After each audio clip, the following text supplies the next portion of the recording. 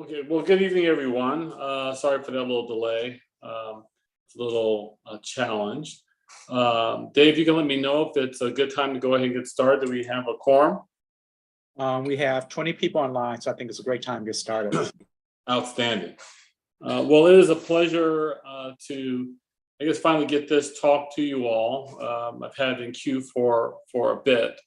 And hopefully much of what we talk about won't be shocking or a surprise, but I've entitled this the Anti-Inflammatory Lifestyle. And before I get started, I just want to ask that we just have a quick word of prayer to invite the Spirit with us.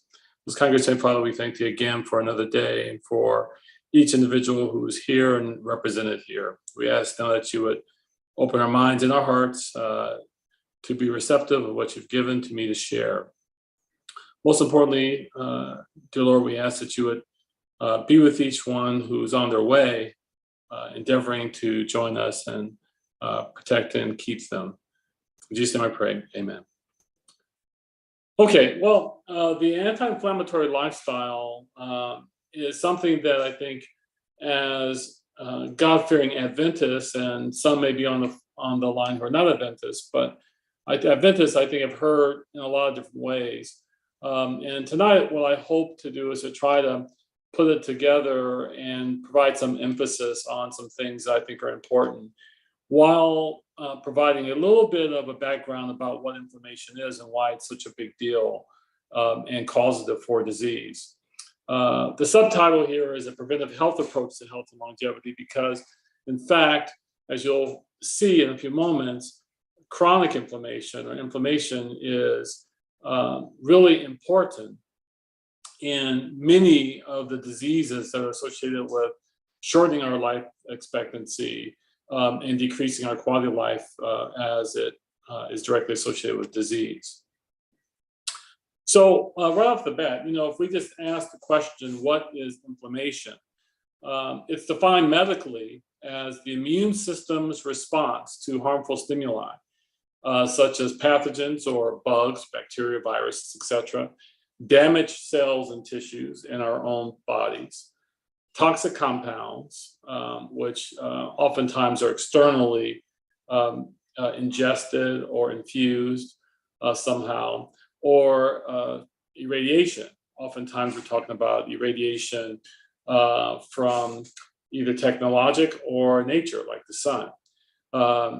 And this immune system actually acts in a favorable way, typically by removing injurious stimuli and initiating the healing response. So this beautifully designed system by God does exist to help us. And so I think that's really important, that the way the system is designed, it's designed to actually keep us in checks and balances. And there are lots of good examples of this, but I just put on the slide here just the good old splinter example, which all of us have had a splinter at one point or another. And the splinter acts as sort of a foreign body or foreign pathogen, as you will. And it actually has, as a foreign object, right, it causes some injury as it pierces the skin. It drags along with it some bacteria, denoted there in green. And your body basically reacts to that, right? And it reacts to that in a number of ways by signaling a number of chemicals that say, hey, something's wrong here on the skin or the surface.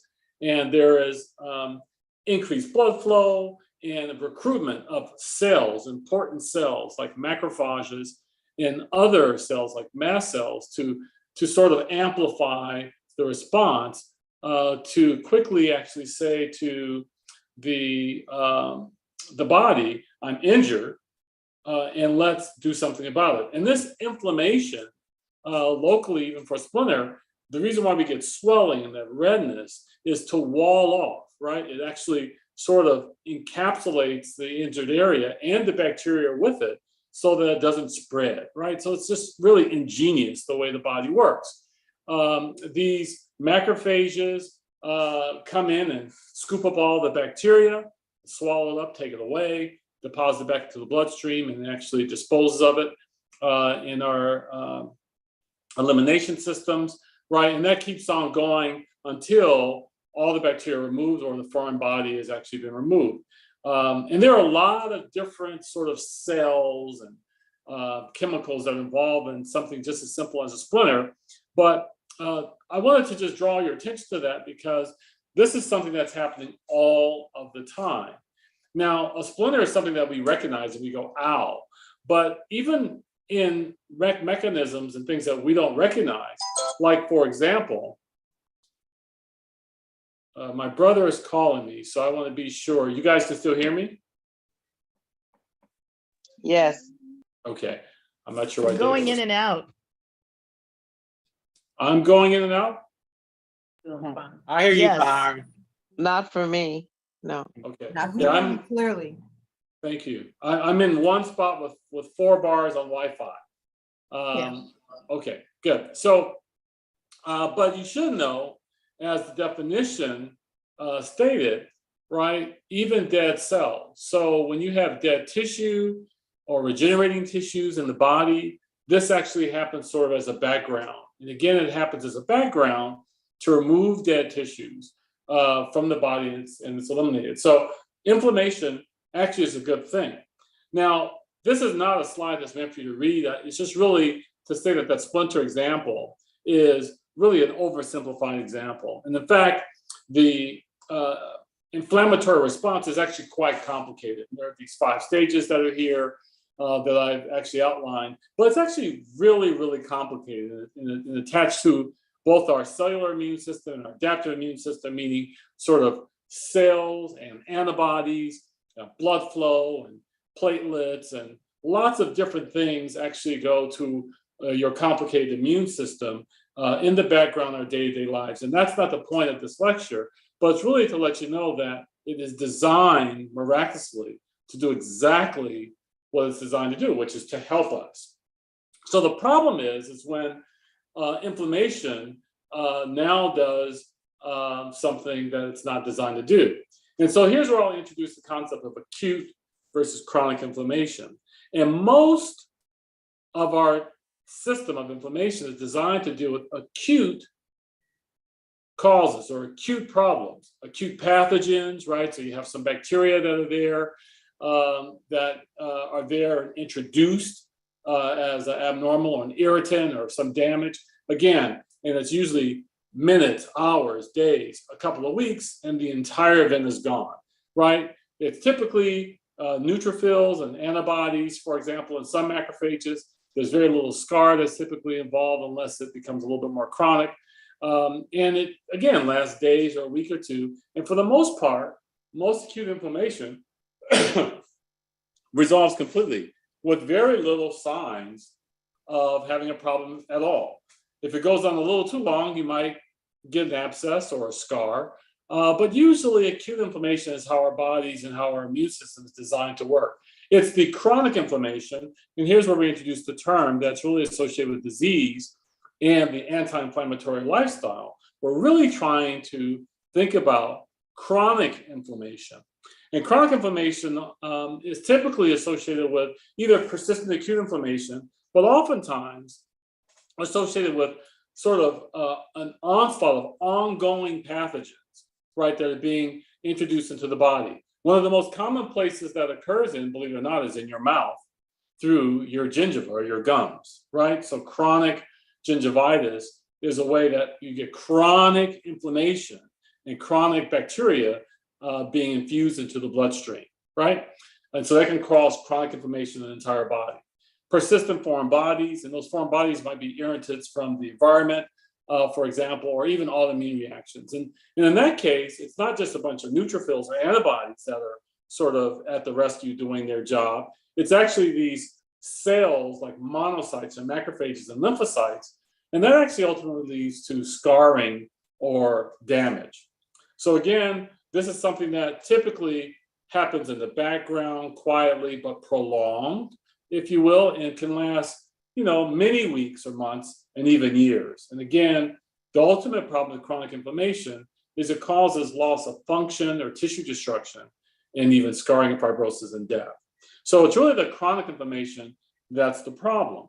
Acute inflammation just responds to some insult or injury or incident that our immune system is designed to take care of. it's the chronic inflammation, unfortunately, that leads to some of these disorders. So again, to put a finer note on it, chronic inflammation results from the dysregulation of our adaptive immune system, okay? And our adaptive immune system is there to help us, but when it's dysregulated because you're getting chronic sort of embarrassment or exposure or stimuli, that results in tissue destruction, dysfunction, and even death. And at this sort of juncture, I'm talking about cell death or tissue death. Okay, any questions about this chronic inflammation? Again, it's very important to understand that the causes of chronic inflammation are usually persistent infections. I've given you an example of gingivitis. It could be, even something like tuberculosis, but it's usually chronic infections that actually we have persistent exposure or persistent ingestion of through the bloodstream or through our alimentary tract. Prolonged exposure to potentially toxic agents, right? And there are all sorts of toxic agents, including dietary toxic agents, we'll talk about in a second. And then autoimmunity, which is sort of a separate subclass, but I'm happy to take questions about that a little later. But autoimmunity oftentimes results from inflammation that's become chronic. And in the immune response to this persistent recurrent stimuli, you develop what we call all antibodies. So all antibodies get developed because the body gets it wrong. In other words, when you develop antibodies at a sort of a really rush chronic pace, it's just happening over and over, eventually the antibodies sort of get rushed out of the factory, and you'll end up developing an antibody that actually recognizes your own body, your own tissue as abnormal. And now your immune system will attack your own body. So again, I can talk about autoimmunity in a minute, but those are the three sort of big causes, if you will, of chronic inflammation. So obviously, before we even talk about an anti-inflammatory lifestyle, one might say the first thing to do is if you have persistent infections or prolonged exposures to toxic agents, that you should actually try your best to minimize or rid yourself of that exposure. That's a very straightforward sort of thing to do. Okay, so again, the consequences of chronic inflammation have been very tightly linked to a number of disease or disease states. And here are 8 very common. There's actually quite good research about chronic inflammation and cancer, and I'll show you that in a second. This is an example. But if you look at cardiovascular disease, including strokes, that atherosclerosis is just inflammation. And we know it's chronic inflammation that develops fibrosis of the scar and ultimately leads to the occlusions that cause stroke and heart attack. Alzheimer's disease, over the last decade, there's been more and more information that just talks about this being a chronic inflammatory disease. And I think the last time we talked about diabetes, it was very clear that even diabetes is strongly associated with Alzheimer's disease. And in fact, people are now calling Alzheimer's disease type 3 diabetes. Many pulmonary diseases are associated with inflammation, not just asthma, but COPD and chronic lung disease. Of course, arthritis, autoimmune diseases we talked about before, and other chronic neurological diseases as well. And as I've mentioned before, diabetes is nothing but an inflammatory disease, both type 1 and type 2. Type 1 is an autoimmune inflammatory disease, and type 2 is an acquired inflammatory disease. And then cancer, or chronic dying cells, if you will, that become cancerous, has been firmly linked. So I won't spend the time going over each one of these, but I'll give you just a quick example on this slide.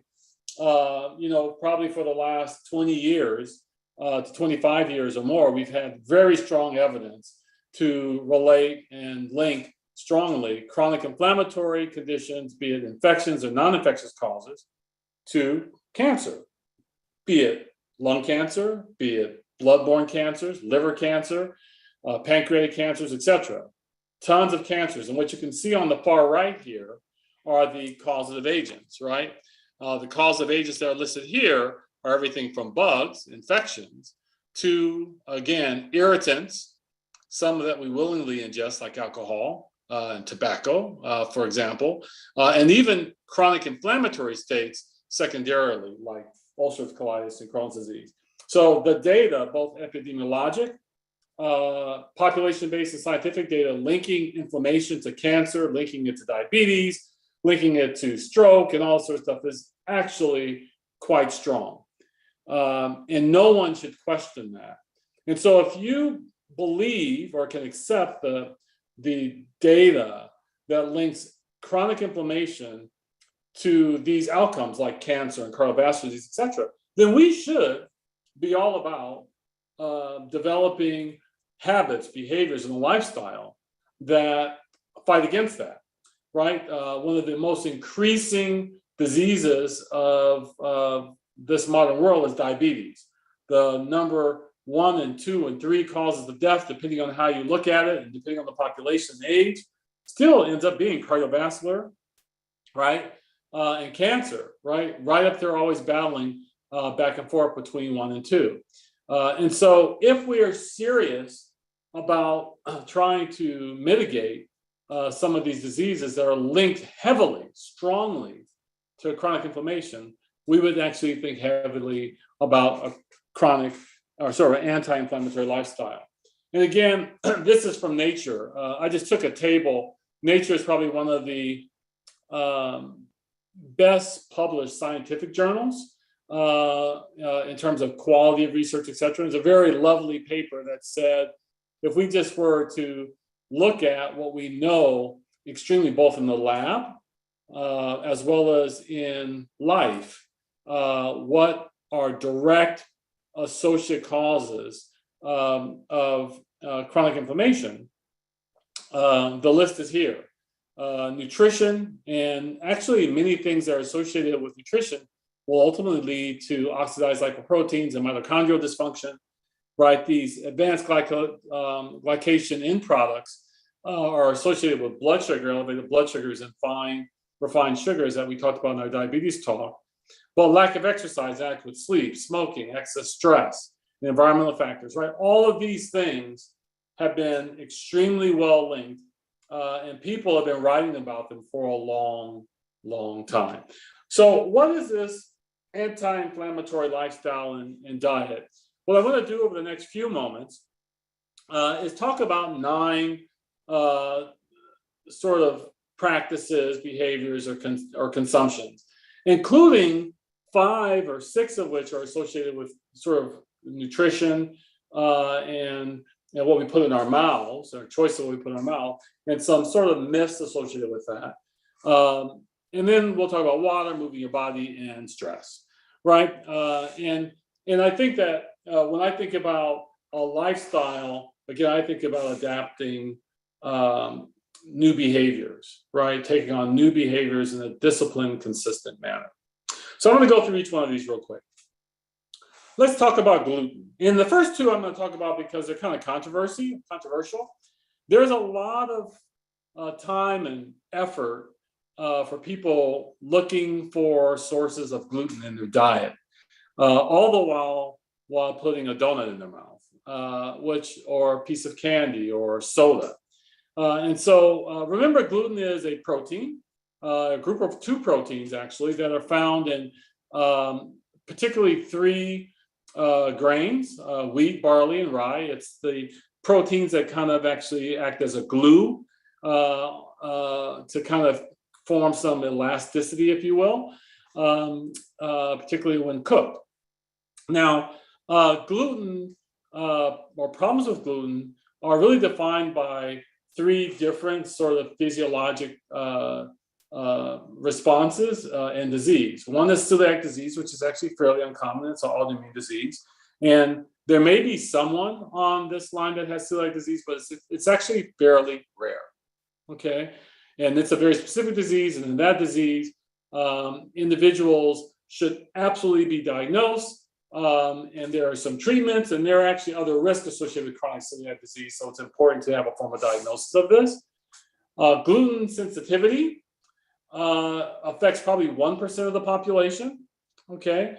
And it represents an intolerance to gluten. It doesn't actually damage the lining of the small intestine, so the difference between celiac disease and gluten sensitivity is celiac disease, you diagnose with a biopsy of your intestine, your small intestine, and you can look under a microscope and pathology and make a diagnosis. Versus gluten sensitivity, that same biopsy would be normal, but you still might have some symptoms, some bloating or a little abdominal pain or diarrhea, etc. And so that's certainly very possible. And again, only 1% of the population has that. Wheat allergy is an immune response usually happening within minutes to an hour, so pretty quick after the ingestion of wheat. Can actually have overlapping symptoms to celiac disease and gluten sensitivity. But the treatment there is just to remove it from your diet. Again, this is fairly uncommon, and what I would say is no one should be making self-diagnosis of celiac disease. That should be made in a doctor's office. Gluten sensitivity, I would actually encourage people to not assume that you're gluten sensitive. There are lots of things with gluten in them that are actually okay and healthy for you. The average person does not have problems from gluten, ingestion of gluten. And that's actually been even looked at scientifically, and I'm gonna come back to that in a second. But there have been some studies that have looked at a gluten challenge in the population, sort of randomized of members of a population. You take one person, give them a gluten-free, take another random person and give them gluten-containing, and follow them for a course of 6 months to see if there are change in symptoms, right, after a washout period. And in general, for a general population, no difference. Now, that doesn't mean that gluten should just be the staple of our diet, but the idea that gluten itself, or there should be so much energy around gluten being removed from our diets, is probably misplaced energy in general. However, it's easy to replace gluten with a number of other gluten-free grains, brown rice, quinoa, right, instead of wheat. You can use oats, right, and whole corn. So there are a number of things that you can use if there is concern about that. But again, I think that there is a lot of misplaced energy around gluten for the average individual, and sometimes equal energy as given to some of the other things, which I think are no-brainers and are clearly bad for you.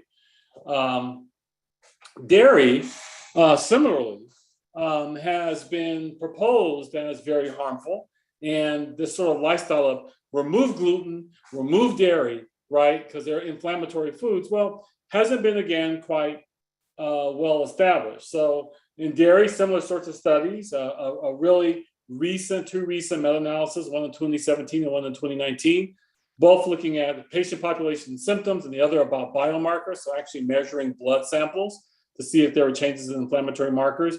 Again, randomizing just random people into here's dairy and here's a dairy-free diet, right? And then sort of measuring and seeing what happens both clinically as well as in the lab.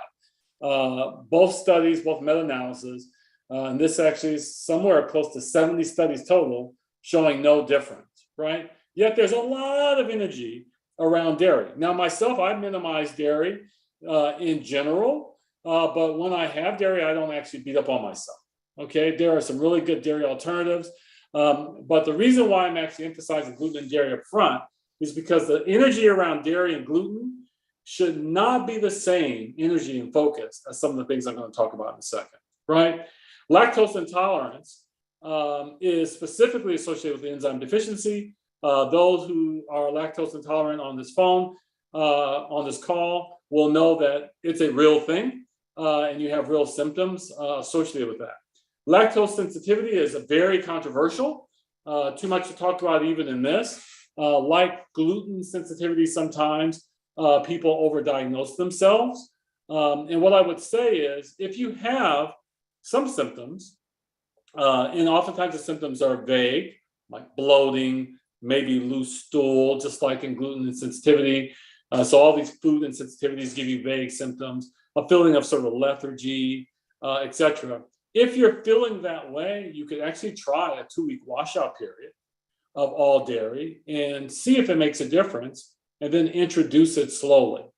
The reason why this is important is because there are some really good data that fermented dairy products like yogurt are very helpful for you, right? We know that yogurt, and there are other means of getting probiotics, but yogurt actually includes probiotics, which are very important in gut health, in fighting also a number of diseases. So even though it remains controversial, I would actually say that that's something that, like gluten, unless you have a real sensitivity or intolerance rather, I would not put lots and lots of energy, because there are lots of different things. And there's certainly some really wonderful cheeses out there. And I would only say, I think my nutritionist on the line will always argue positively towards, if you're going to eat a cheese, a hard cheese versus a soft cheese is always better. But there are really some quite delicious soft cheeses out there. Now, here's one I'm not going to even spend that much time on. I'm just going to simply tell you, refined sugars, and you know what they are, refined and processed sugars should just be simply, as much as possible, minimized or eliminated from your diet. We talked about this when I talked about diabetes. So more than gluten, more than dairy, refined and processed sugars, if on a scale of 10, gluten and dairy was a 1 or 2, refined sugar is 100. Does everyone understand what I'm saying? Okay. Refined sugar is that much more deleterious for your body and your physiology, from aging to chronic diseases, than something like dairy or gluten. So there should be lots of energy put on trying to minimize or reduce refined sugar. And there are lots of substitutes. We've had nutrition talks and people have talked about that, so I'm not going to reiterate that here. But I want to just emphasize that of the nutrition-based lifestyle changes, refined sugar is probably the most important one that we can make. And it's the one that's actually been introduced into our society, in our social gatherings, and into our taste buds and our addictive sort of wiring in our brain the most. Yes, there are sugar addicts, and many of us are sugar addicts.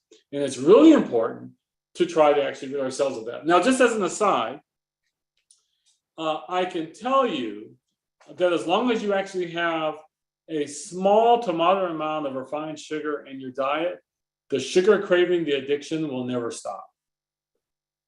I don't know if Valerie's on the line, or Sister Hannah. But in order to break the sugar craving, you actually have to kind of go cold turkey with refined sugars, processed sugars, adding sugars for almost about 2 weeks. Okay. And once you do that, particularly if you're replacing that with other organic or whole food, for example, less processed food, when you reintroduce sugar back to you, it will seem super, super sweet, almost nauseating sweet.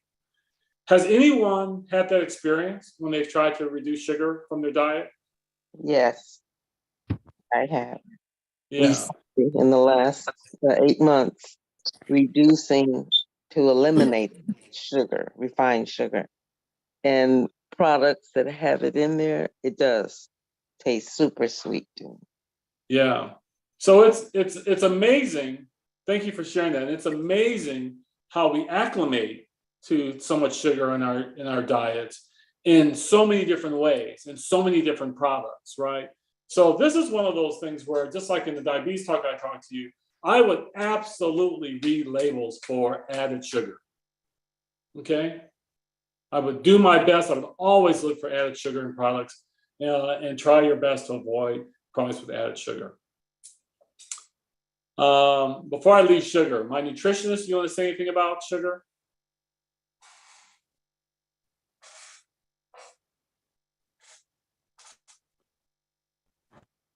I'm in a dead end here with I'm walking, but I'm listening, so I can't respond because I don't know if you all will be able to hear me, and sometimes I go in and out. Yeah, we can hear you. Well, I just want to strongly agree. This is Valerie. And not only when you eliminate sugar, and when you have it again, it's extremely, extremely intolerable. You also have physical symptoms. You know, I know with myself, over the past 3 months, I haven't been eating any sugar, but when I introduced some sugar, I could feel the difference in the way my body felt. Yeah, I appreciate that, Valerie. I can tell you, I occasionally, will have a little bit of sugar. My family members know I can be a sucker for some things, but I, in general, try to avoid it at all costs. But it is crack. Okay, sugar is crack. Let's just be honest. Okay, it's extremely addicting, and you don't know that you're an addict, even if you're not eating tons and tons of sweets until you really eliminate it. And so even folk who are having moderate amounts of refined sugar, this slide is actually intentionally made to be complicated on purpose, to tell you, to kind of infer to you that there's so much science around hypoglycemia or basically too much sugar in your system. There's so much science about how it actually damages your body. And it's been that way for a long time. So you would wonder why there's so much refined and processed sugars being marketed in our communities, right? Where it's so readily available. And at the end of the day, it's because it's addicting and it sells. It's all about capitalism and revenue generation, right? If it wasn't addicting, they wouldn't actually market and sell it so much. So this is one of the most important nutrition-based lifestyle things. Now, there are two others I want to talk about real quick. You hear a lot about Nightshade family, which is a group of flowering plants, right? That are extremely nutrient dense with vitamins and antioxidants. And in general, I'm a huge fan. And I think that it's important to remember that it's a heterogeneous group, that there are some that actually are poison. None of that are sold in our grocery stores, by the way. But some members of this family have gotten a really bad rap, like tomatoes, right? Again, this idea that there's some evidence, mostly anecdotal, that some of the alkaline containing nightshade family can be associated with inflammation, particularly in individuals who might have otherwise known autoimmune disease. That's anecdotal. But what I would say, for example, if you are someone who has a known autoimmune disease, including diabetes, which is autoimmune, or any other chronic autoimmune disease, you might consider substituting, right, some of these nightshade fruits. So, white potatoes, for example, take yams instead. And I think, Valerie and Sister Anna would agree that in general, yams are better than white potatoes anyway. We could talk about tomatoes. There's a lot of controversy about tomatoes. Tomatoes have lots of vitamin C and other things, but you can get that from other fruits and vegetables as well. So if you were someone who had a chronic autoimmune disease, I might actually reduce the amount of tomatoes that I take, just because it's unclear whether or not that would, whether or not it's truly causative or associated with that. Okay. Other than that, taking in food from the nightshade is actually extremely important. Okay. That's all I really say about that. Okay, because it actually is sort of associated with these other anti-inflammatory foods, which are green leafy stuff, right? Cantaloupe and walnuts and avocado, etc. You all see and know these anti-inflammatory foods. And what I want to say about these last two slides is when we think about introducing anti-inflammatory foods into our diets, we should really be thinking, other than this refined sugars, right? Other than radically changing our diets, other than refined sugars, because I think we should be radical about that. I think we should actually just simply be seeing how we can add them to our diet. In other words, don't be too hard on yourself, but add them in as snacks, right? See if you can make sure that you have at least one salad, every day, for example. How can you actually make sure that happens? There are some great vegan restaurants, Cafe Gratitude, for example. If you haven't been there, go there. Sage. I mean, they really do a nice job of showing you how you can cook organically or prepare foods organically, or vegan foods, vegan options, for example, which by the way they're prepared, combine a number of anti-inflammatory choices. So I would just encourage you all to experiment. But the idea is, think about using, before trying to be radical, just introducing these anti-inflammatory foods as a snack, right? And get used to them. I will guarantee you, once you're consuming more of these sort of organic or whole or natural foods, the other foods will just start tasting bad. Not just bad, they will taste wrong. They will taste like they don't belong inside your body. And that's what happens when you actually transition away from nutrition that your body's been conditioned to tolerate. And I say tolerate on purpose because that's exactly what we're doing when we actually have diets that are largely of fried and cooked and processed foods. I will only just throw this slide in. If you are cooking, and we've had talks before on this, but there are tons of anti-inflammatory herbs and spices. Some of them actually add a little kick or bang to your dish. Many of them actually add a little bit of flavor, and some are actually pretty innocuous as completely. And you can add almost a pinch of, a teaspoon of almost any of this to almost any dish. Now, it won't be a miracle add. Just one little bit of turmeric is not going to cure, right, your diabetes. But if you make a practice when you cook of adding 2 or 3 of these anti-inflammatory herbs and spices with every time you actually have a prepared meal, every little bit counts. Some of these actually have really good research around it. Others are softer research, but we certainly know in communities and tribes that have actually used some of these spices and herbs historically, that they actually suffer from less of the chronic inflammatory conditions that we've seen. So that's an easy one. Water. Well, simply said, from a lifestyle perspective, water is the most essential nutrient for our bodies on earth, period. Inadequate water in very minor quantities, right? So just a slight decrease in water in ways that are don't seem like you're overly thirsty or feeling tired and weak can impact actually the function of your cells. So we talk about having 8 ounces of water a day. That's 8 ounces of water. I'm sorry, 8 ounce glass of water, so 64 ounces of water a day. That's a half a gallon. That's not trying to take the water out of your fruit or the water out of your food. That's just separate water a day at a minimum. And if you're very active, you have to add water on top of that. Dehydration worsens all clinical and subclinical conditions. Scientifically, it's been proven to reduce wound healing of all stages, including burning, as well as any other sort of wound from trauma victims. And we know that our bodies, obviously, and our cells are predominantly water, right?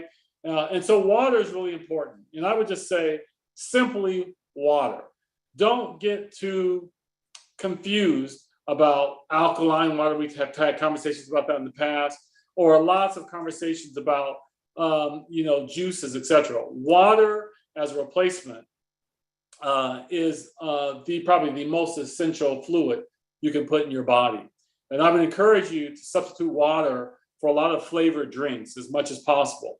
Once you're doing that, like sugar, when you consume a sugar drink or something that has added sugar in the drink, it will actually make you nauseous, okay? When you drink a soda and a soda tastes good to you, that's when you actually know you're actually kind of addicted to sugar. All right. Now, I'm not trying to make anyone feel bad, but water, just water alone, you can survive on for weeks, maybe even up to 3 months. Just water by itself. There's no other nutrient that can actually happen for. So I would encourage you to just remember how essential water is. I would encourage everyone to go to bed with a glass of water and to wake up with a glass of water. Just something that simple. If you do that, you've already knocked out 20 to 24 ounces. Most of us are not drinking 8-ounce glasses. We're drinking 10 or 12 or 14-ounce glasses. So I would encourage you, a room temperature water before you go to bed, room temperature water before you when you wake up. If you actually have a small bladder and you can't actually take that glass of water before you go to bed because you don't want to be up all night, I understand. At least first thing in the morning, a glass of water. You just knocked out 12 to 16 ounces of water out of your 64-ounce sort of total first thing in the morning. Okay. Now again, consider adding something to make it exciting, right? People do cucumber. Too much lemon alone can actually have problems with your teeth. But watermelon, cucumber, cantaloupe, peppermint, really great to add to the water to make it a little bit more exciting. Again, consider the timing of drinking water with your meals. In general, you should not drink ice cold water with a meal. And water or lots of water really should probably be consumed an hour before you eat. Okay. And again, it's very hard to drink too much water. Let me just say that. It's almost impossible to drink too much water unless you have some medical diseases. So water as a lifestyle is one of the things that we should absolutely do. Exercise and activity. Well, lots of research on exercise and activity. Really, really great study, which was now sort of a biochemical biomarker study, was done in UCSD that actually measured in our bloodstream things that are associated directly with inflammation, tumor necrosis factor, right, C-reactive protein, a number of things that are measured when we go to the doctor and they're measuring inflammation. And they simply just said, let's give people some moderate exercise, 20 minutes of moderate exercise, and measure these inflammatory markers before, during, and after. No surprise, even during moderate exercise, they were slightly reduced. And after moderate exercise, they were substantially reduced and maintained reduction for several hours. It was like a median of 10 hours and up to a day. So 20 minutes of moderate exercise directly is anti-inflammatory. And that's not exhaustive exercise. That's actually brisk walk, for example. And that could be on a treadmill or outside, which has other benefits. But there's no question that activity is very valuable. Exercise has been associated to augment the immune surveillance, which is actually extremely important in taking away all those precancerous cells. So remember, before cancer becomes cancer, there's precancer, and our immune system is always looking for the beginning of cancer, right? So our immune surveillance system is augmented and improved when you have regular daily exercise. And there's lots of good data to show, and it's probably multiple different effects, that if you exercise regularly, you have a lower risk of many of the common cancers, right? Again, I would encourage people to try to get this 20, 25 minutes in as a daily routine. And everything else, layer on top of that. So you want to weight lift, that's on top of that. If you want to go to yoga class, that's on top of that, right? If you ride a bike or go for a bike ride, again, I might think of this as on top of that, because what you really want to do is establish something routine in. And we have a blogger, nutritionist, exerciser, Valerie, who's really done a phenomenal job of adapting this sort of exercise activity piece. Just every day I'm doing it, right? And she posts something on Facebook almost every day when she's out there doing that. But it's about making it part of your routine. Start slow and build from there. Have a lot of compassion for yourself. No matter where you start, you will improve over time. Okay? You will definitely improve over time. It's also been shown to help gut integrity and the sort of gut biome. So exercise and activity as a daily lifestyle activity is super important. And again, that might include parking a little further and walking, to the mall, as we've talked about before. But just thinking about activity, choosing the stairs as opposed to, right? The elevator if you can, right? Just making an activity choice. And then last but not least, Vina has done a really wonderful job talking about stress. But I ended with this because as a lifestyle, stress reduction is probably one of the most important things we can do to improve our, did it stop?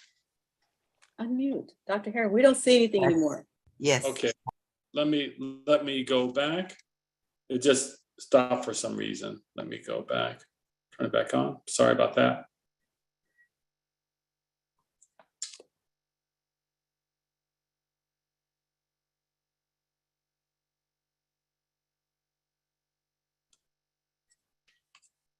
It says it's stopped due to null. Something is happening.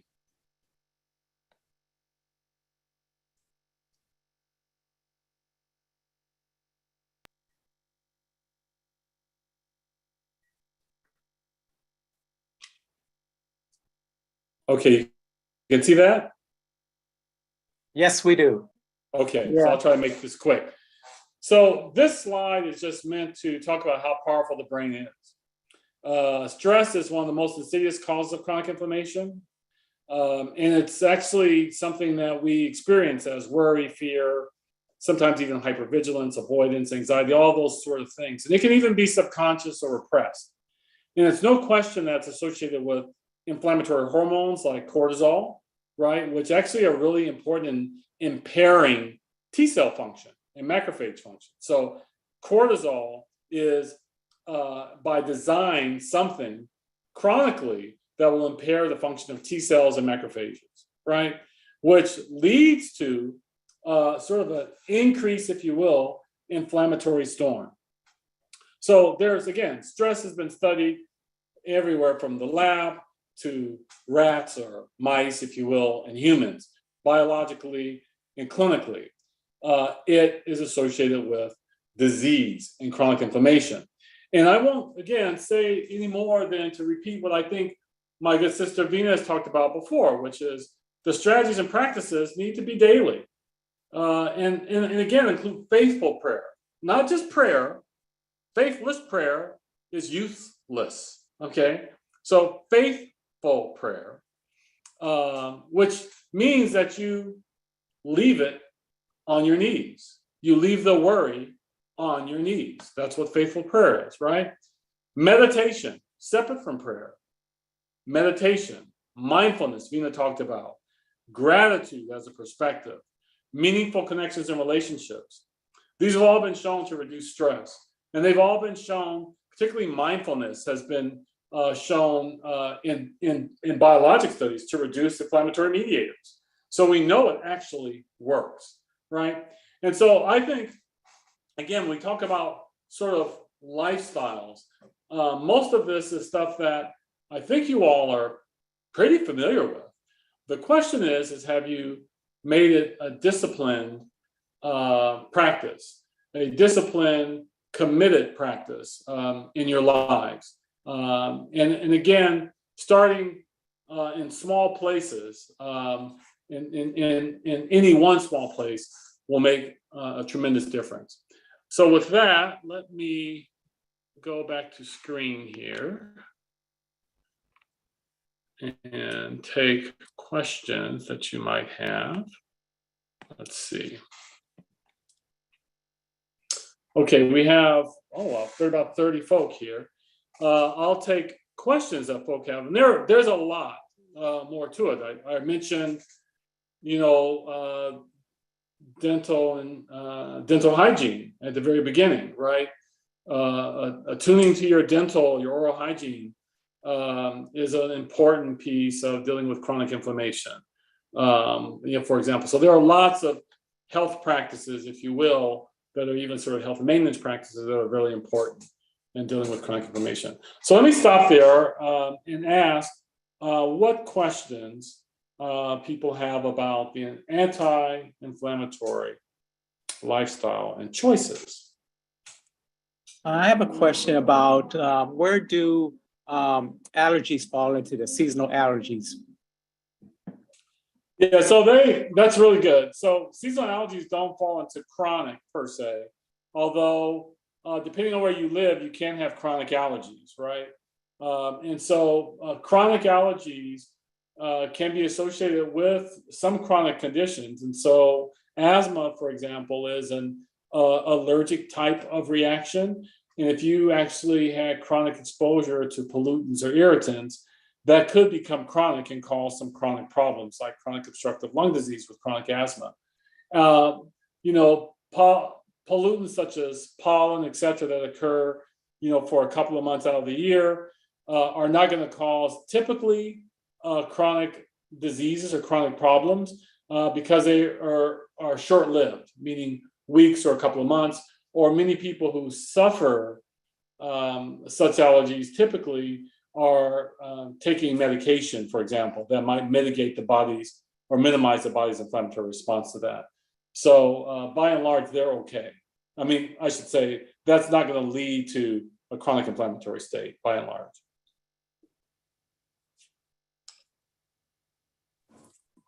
Dr. Harrington, are melons, pineapple, and berries the only fruits good for inflammation?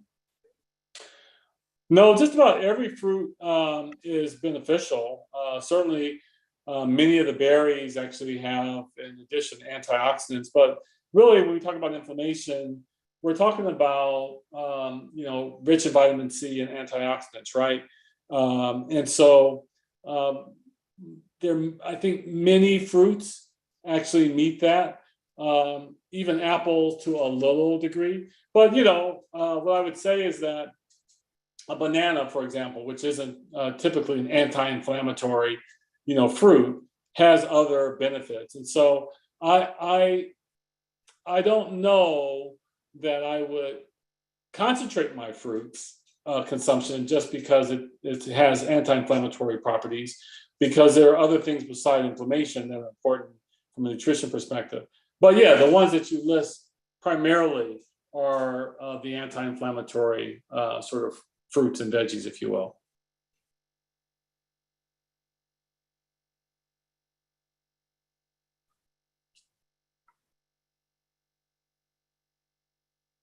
Other thoughts?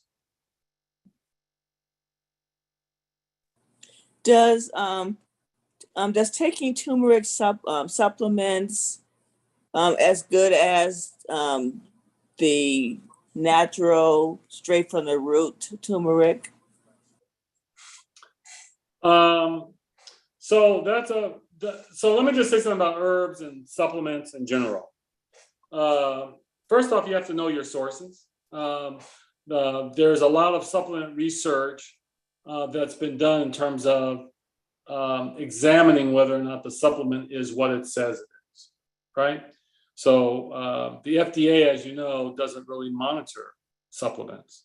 So people can sell whatever they want and put whatever label they want on it, right? And they're not really held to the same standard as a pharmaceutical. So the first thing I would say is know your source of supplements.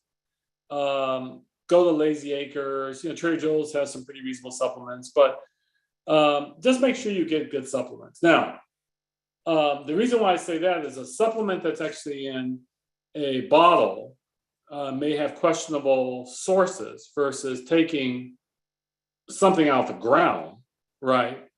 And if you take something out of the ground, you know exactly what it is.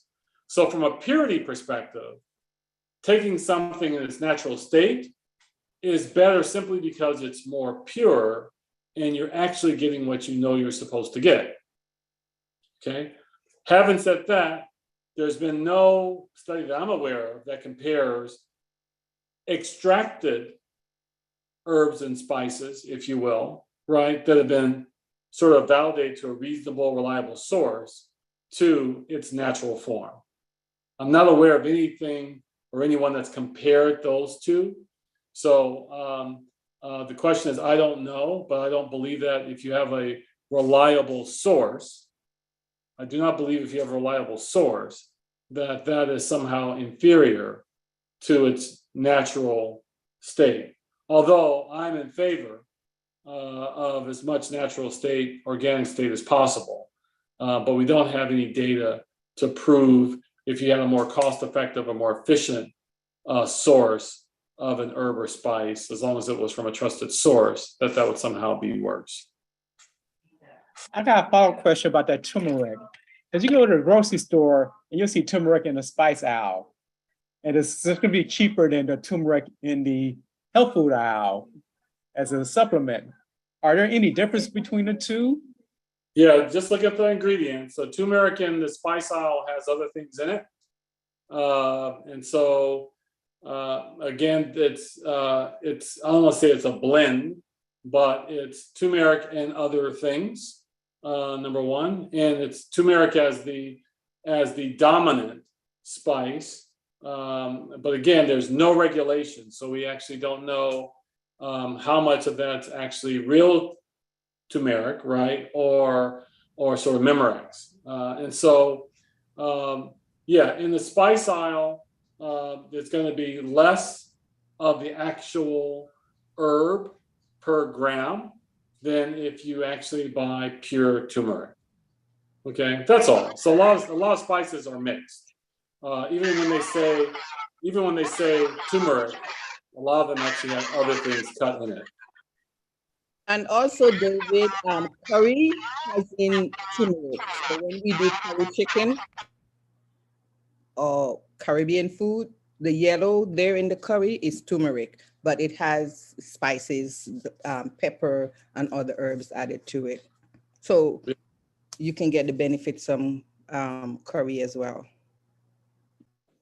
Now, let me just say, it's very common for people to, when they hear a discussion like this, to think, can I get some, I think there's someone with their speaker on, some feedback. It's very common for people to think about a magic bullet. I'm gonna just, start eating this or adding this to my nutrition. Nothing magical will happen with that per se. It really is a group of decisions. Ideally, it's always good to start somewhere, but it's really making a choice about the group of decisions. I didn't talk about sleep. Sleep and rest and recovery is an extremely important part of an anti-inflammatory lifestyle. This audience probably doesn't have a huge issue with getting, good sleep, I hope. But, good sleep, good quality sleep is actually important in anti-inflammatory lifestyle. So just be thinking about things holistically and not just sort of one magic bullet. There's, none of what I've talked about by itself is adequate. I think the two most important potent things I've talked about is the removal of refined or processed sugar and management of stress.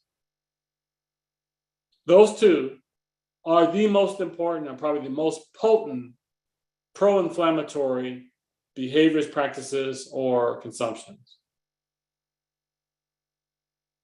Okay. Wheeler has her hand up. Okay, go ahead. Just unmute yourself and ask. Okay, hi there. Hi. I was concerned about dosing because if we're like I like to use fresh ginger, so and I sometimes will make a ginger tea for the day, but I read somewhere that you should not do more than 2 cups of ginger tea, let's say. For women, and I had asked a question, about dosing, because I don't know, do you use a tablespoon for the day, or is it just and do you go by weight and all that? Yeah, so you're asking a great question, and what I'll tell you is no one really knows. Like, what we know is that we know when someone's actually sort of toxic from some of this, but most of this is pretty hard. It's pretty hard to overdose. In general, though, the equivalent of a tea bag, which is like a tablespoon, of most root-based spices and herbs a tablespoon is more than enough, okay? Regardless of your size, unless you're a child or a small child, right? If you're steeping tea or some drink, you would still use that tablespoon for flavor, and that you could drink or consume all day. So a tea bag size, which is almost a tablespoon, is enough of most of what we've been talking about to get the health benefits of that. What you're implying also is if a little is good, is more better, which is a wonderful question. And the answer is no. Okay? No.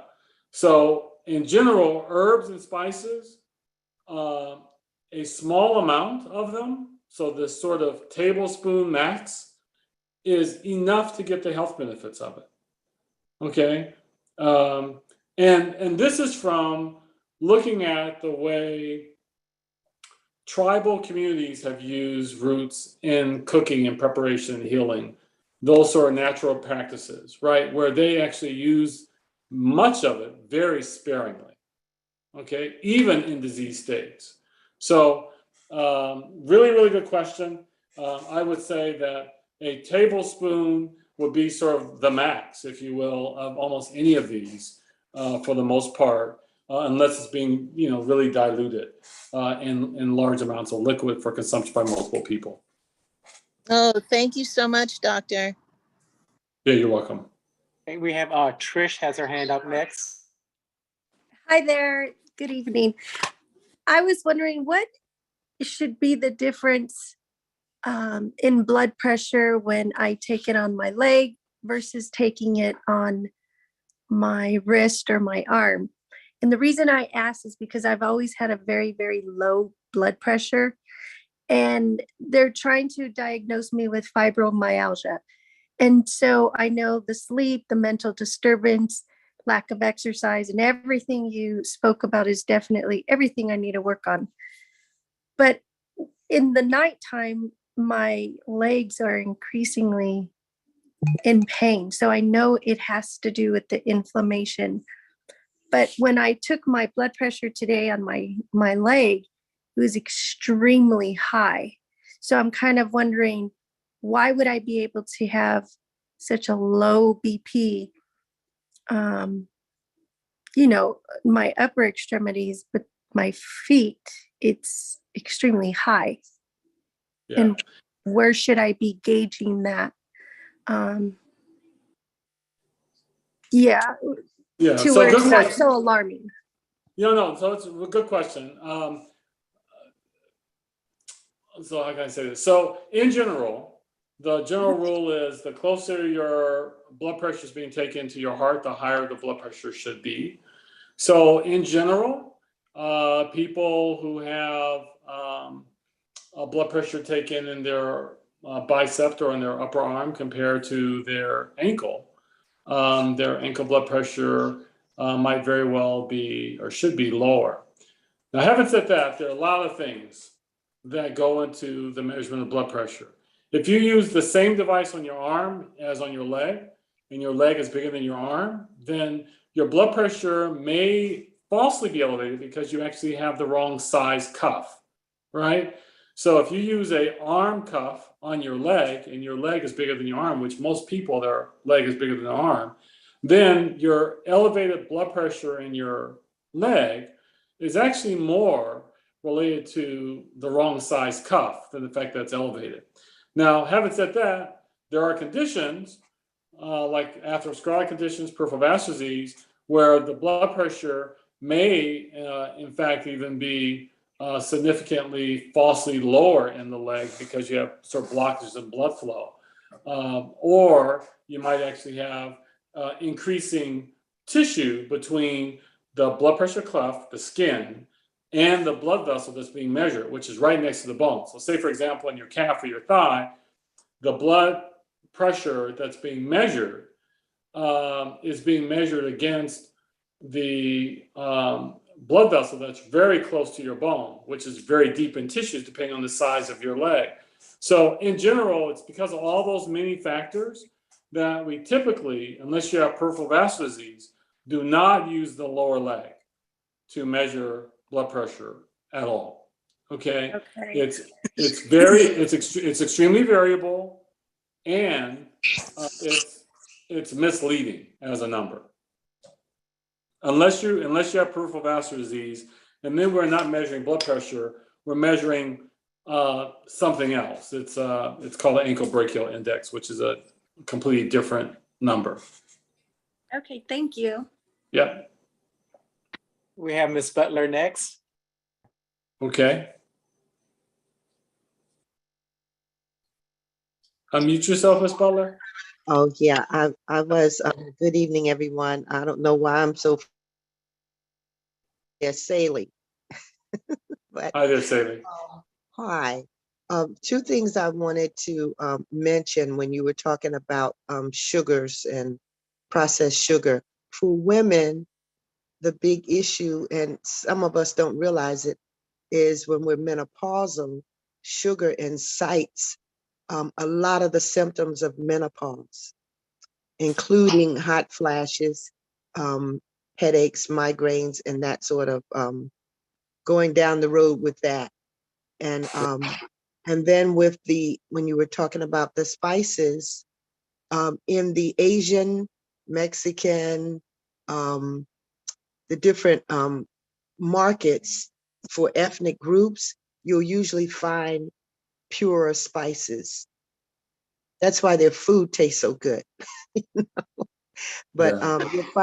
you'll find them either sold loose where they'll weigh it, or in packages.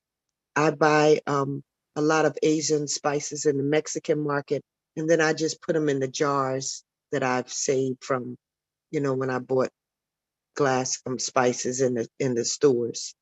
And I wanted to ask you about mucus in terms of mucus and inflammation. How more so how to get rid of mucus. Yeah, it's hard to get rid of mucus because your body's making it for a reason. Okay, so really, really, really important. Mucus is a bodily fluid or secretion that mostly is made in response, right, to an irritant. To remove that irritant, oftentimes surface irritant with antibodies called IgA antibodies.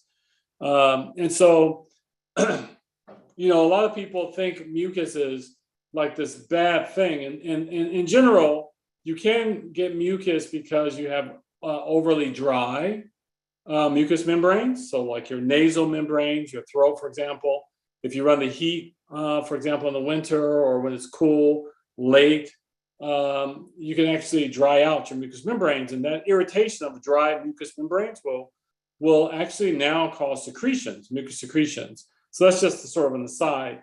Sometimes we're actually causing it ourselves by just having a really, arid environment, right? But in general, in disease or in even in allergies, mucus is there or produced to combat the irritant, right? To sequester and combat and actually get rid of the irritant. So when the mucus builds up, we blow our nose, or we might swallow it into our gastrointestinal tract and eliminate it that way. The mucus is there for a reason. So I would say that to get rid of the mucus, then most of the time you need to get rid of what's causing the mucus, right? And which is oftentimes, not always, but it's an irritant, right? Or an allergy. And so I think it's really important to be thinking about that. And in our home environments or in our work environments, it's not uncommon. And you can have lots of irritants, including mold, right? Lots of things that are sort of causing a little low-grade background inflammation. So mucus itself isn't bad. Mucus typically is in response to something. So I'll give you an example. So someone who, for example, says, every time I drink dairy, I get a lot of mucus. Well, that might mean that you have some dairy sensitivity, right? if that's the case. And now you've got sort of a full sort of allergy, right, towards that. So that's very, very possible. And again, the mucus formation is your body's way of telling you, right, that you have an allergen or irritant. I see my dietitian, Valerie, love that comment, right? So again, use mucus or think about mucus as a sign of something wrong, not that the mucus itself is wrong. I hope that answers your question. Thank you. Yeah. All right, I'll take one more question. I have my wife waiting for me at the airport. Okay. So I need to go pick her up. I'm in Georgia, so the airport's not that far. But I need to go and rescue her. She just landed. Any other questions? Quick question.